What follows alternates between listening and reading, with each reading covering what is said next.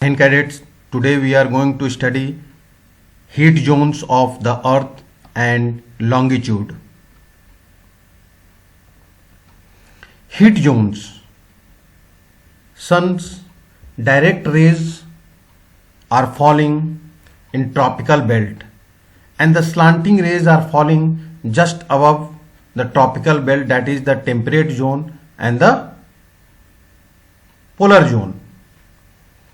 Now let's study what is the torrid zone, temperate zone, polar zone or frigid zone.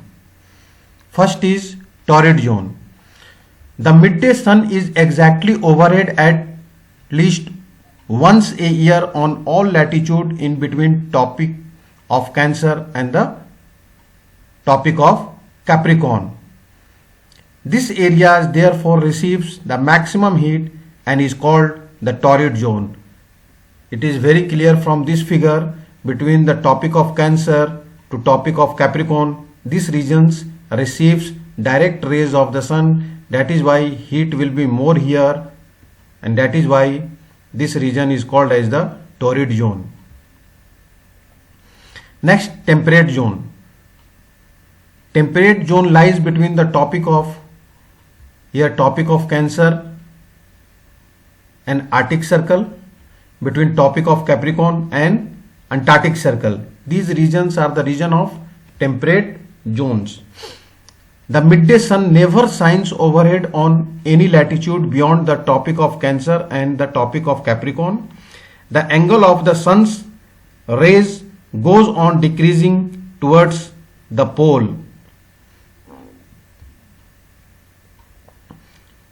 As such, the areas bounded by the Tropic of Cancer and the Arctic Circle in the northern hemisphere and the Tropic of Capricorn and the Antarctic Circle in the southern hemisphere have moderate temperature. So in temperate zone, temperature will be moderate.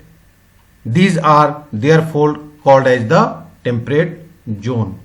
These zones are getting the slanting rays, and because of the slanting rays, moderate temperature will be there in temperate zone.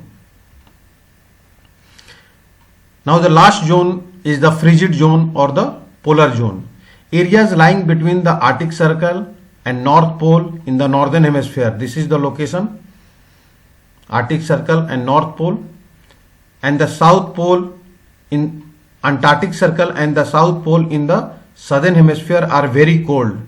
Here is the Antarctic Circle and South Pole is here. So this is the location near the polar regions are covered with the snow. They are very cold. It is because here the sun does not rise much above the horizon. Therefore its rays are always slanting and provides less heat. These are therefore called frigid zone. So it is very much clear from this figure: torrid zone, temperate zone and frigid zone. This was all about the heat zones. Now we are going to study about longitudes. Longitudes. To fix the position of a place, it is necessary to know something more than the latitude of the place. For example, that Tonga Islands in the Pacific Ocean and Mauritius Island in the Indian Ocean are situated on the same latitude, and that latitude is 20 degrees south. Now in order to locate them precisely, we must find out how far east or west these places are from a given line of reference running from the North Pole to the South Pole. These lines of reference are called the meridians of longitude, and the distance between them are measured in degrees of longitude. It is clear from here. There are so many longitudes. All these longitudes are the vertical meridians. From North Pole to South Pole it is drawn. Each degree is further divided into minutes and minutes into second. They are semicircle and the distance between them decreases steadily poleward until it becomes zero at the poles where all the meridians meet. Unlike parallels of latitude, all meridians are of equal length. Length is equal. Thus, it was difficult to number the meridians. Hence, all countries decided that the count should begin from the meridian which passed through Greenwich. Greenwich is in London, and London is a European country. So Greenwich, where the British Royal Observatory is located. Very important for exam point of view. Greenwich, where the British Royal Observatory is located.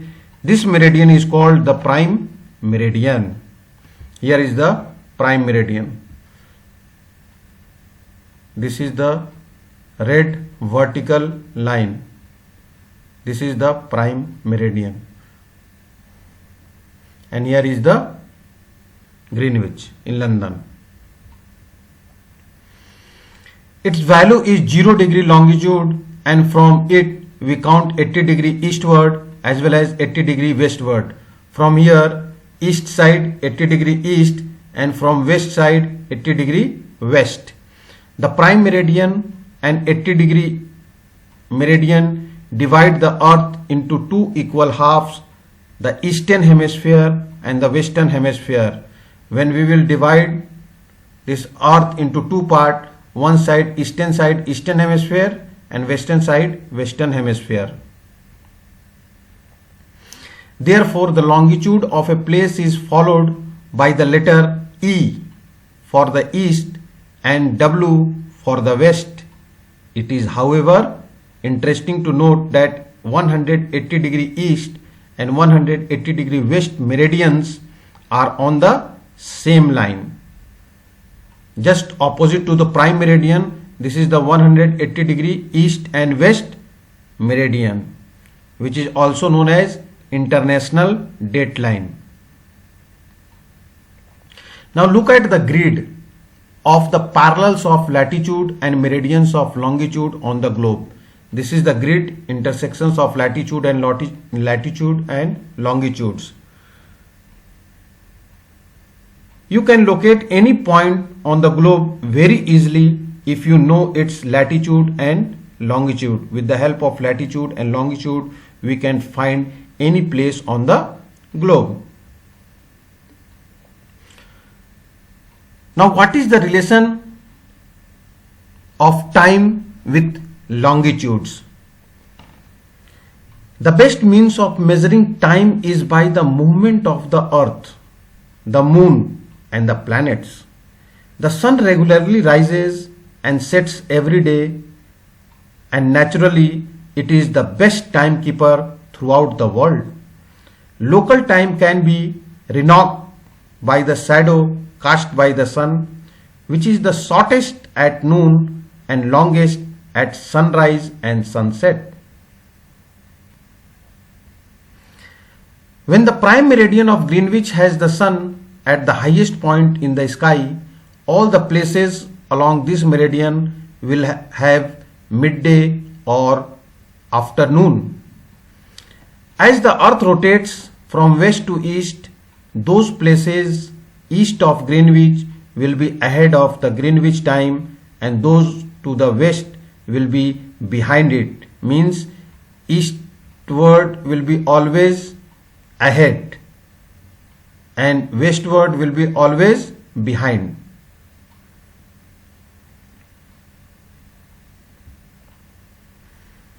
Now, standard time. What is standard time? The local time of the places which are on the different meridians are bound to differ. Local time will be differ at different meridian. For example, it will be difficult to prepare a timetable for trains which cross several longitudes.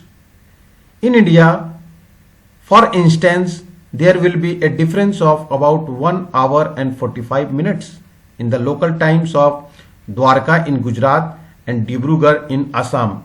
Here is Dwarka, Gujarat. Here is Dibrugarh in Assam. The distance here, the gap will be here of 1 hour and 45 minutes. There will be difference of 1 hour 45 minutes, approximately 2 hours. It is therefore necessary to adopt the local time of some central meridian of a country as the standard time for the whole country. In India, the longitude of 82.5 degree east, we can say 82 degree 30 minute east, is treated as the standard meridian. By this figure, it is very much clear. This is the center meridian of India, which is called as the standard meridian, and the degree is 82 degree and 82.5 degree east. The local time at this meridian is taken as the standard time for the whole country. It is known as the Indian Standard Time. India, located east of Greenwich at 82 degree 30 minute east, is 5 hours 30 minutes ahead of GMT. So it will be 7:30 p.m. in India when it is 2 hours p.m. noon in London. When at Greenwich 2 p.m. will be there, then in India time will be 7:30. Why? Because India is ahead 5 hours 30 minutes ahead of GMT. Some countries have a great longitudinal extent, and so they have adopted more than one standard meridian. For example, in Russia there are as many as 11 standard time. Again, Russia is having 11 standard time. The earth has been divided into 24 time zones of 1 hour each, means each zone thus covers 15 degree of longitude. 15 degree means 1 hour. So this was all about the longitude, standard meridian, standard time. Thank you.